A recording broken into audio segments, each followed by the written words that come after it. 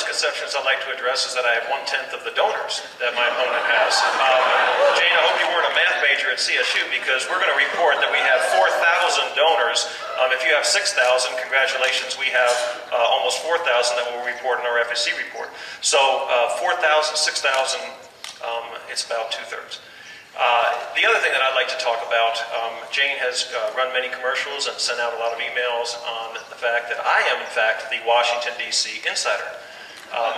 You know, it is preposterous on its face, but I'd like to address that. Jane was asked to run, according to the Denver Post, Jane was asked to run for this position by John McCain. She has been funded by the lobbyists in Washington, D.C. Her brother-in-law is one of the best known and worked hard on the McCain campaign. She has taken direction from the power brokers in D.C. She has received many, many endorsements that are very impressive. But my campaign started when I went to all 64 counties in Colorado. I sat down in coffee shops and truck stops, farms and factories. I listened to the people, and I listened to what they wanted in their senator in the United States Senate in Washington, D.C. And I took that message out to people. And it's why we are now ahead in the polls, the latest poll from the Denver Post.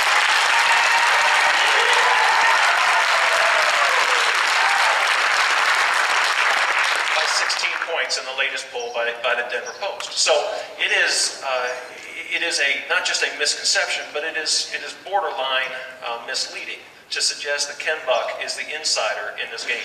I was not the choice of the former governor, the former senators. I have not held the swanky fundraisers with the swanky people.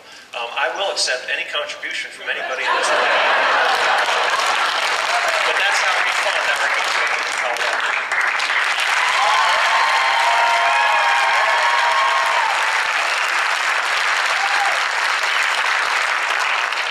I have 1 minute to talk about one donor giving $1 million to a 527 to besmirch my character. Folks, one donor. 1/3 of Ken's donors from his last FEC report were from one company. The same donor that gave the $1 million to the 527 campaign. This campaign is about trust. It's about integrity. Can you trust the person that you're going to send back to Washington? Please take a look at these statistics. I think you'll find out they're mind-boggling. Next question is Jim Knapp, and he asked the question to Ken. Ken, I have two questions. I hope both of you will answer both questions fully. First of all, do we presently live? Well, let me set up by saying we have seen such an increase in the growth of government. We have seen an increase in government agencies. This year alone, the Heritage Foundation just reported a massive increase in government dependency through government programs, particularly welfare programs, which receive the highest increase. Education funding is growing. In fact, they're throwing $13 billion at states to give them an incentive to buy into a nationalized system of education standards instead of leaving that to the local government where it should best be. So, and many other examples that we can point to. Government has expanded precipitously, not only in the Obama administration, but in the Bush administration. So my dual question is this. First of all, do we presently live under constitutional government? Secondly, would you support an amendment to the Constitution that would require not only a balanced budget, but a limit on the growth of spending, something along the lines of the Taxpayer Bill of Rights that we have here in Colorado?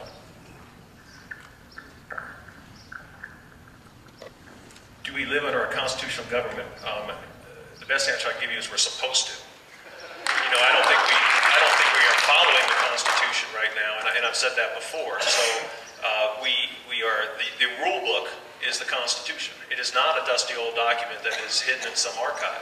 It is the rule book that every school child should know and every school child should respect.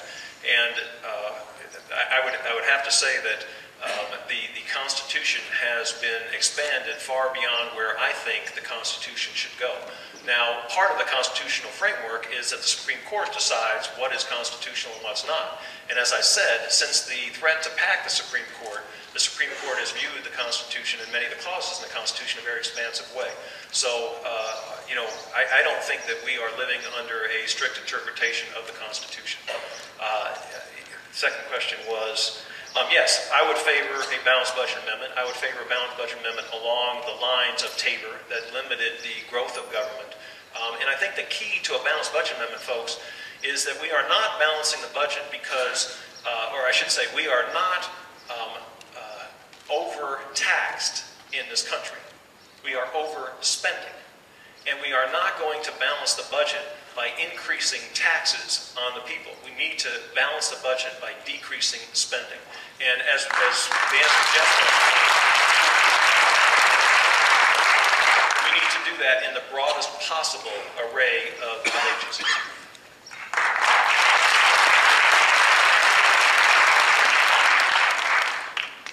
Jim, your question, I think, gets to heart of the overspending. We are under a constitutional form of government, but unfortunately, that Constitution has been run ripshod over, and that's one of the big issues that we need to get back under a stronger constitutional form of government. I would support a balanced budget a la Tabor. I'm an advocate of Tabor. I don't believe that the public sector should grow faster. Excuse me, I don't believe the public sector should grow faster than the private sector. On the campaign trail, I have talked about a balanced budget without raising taxes, and that's a really important key. So I have a whole spending program, and that is repeal Obamacare, rip it out by the roots. No earmarks, no bailouts. We have to cut discretionary spending by 20%. That only gets us back to 2009 levels, but we need to do it anyway. When George Bush left office, there was one employee at the Department of Transportation in 2008 that made $170,000. Do you know how many there are right now, 16 months later? 1,690 employees of the Department of Transportation make $170,000 or more. That is the incredible growth of our federal government. So we need to cut discretionary spending 20% across the lines and let our agencies deal with those kinds of cuts. I say we need to do away with the estate tax. If you really want to stimulate the economy, we need to do away with that. That would help our farmers and ranchers.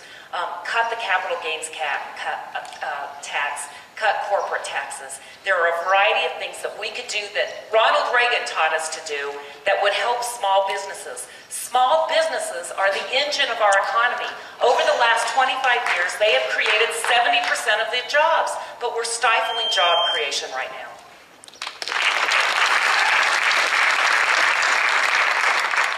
One of the problems with establishment candidates and establishment politicians in Washington, D.C. is that when they're in D.C., they vote to increase spending and taxes, and then they come home and they preach fiscal responsibility to those of us at home. Folks, when the proponents of the referendum see the largest tax increase in the history of Colorado, when they proposed that, what they said was, it's just a timeout, folks.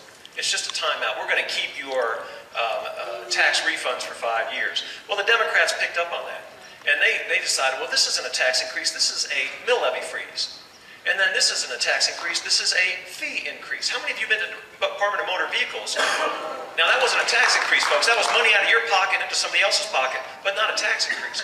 And now they've decided, with the Dirty Dozen, to take away tax exemptions from us. And again, it's not a tax increase. The Democrats saw the weakness and the division within the Republican Party because some advocated higher taxes to the tune of $3.7 billion.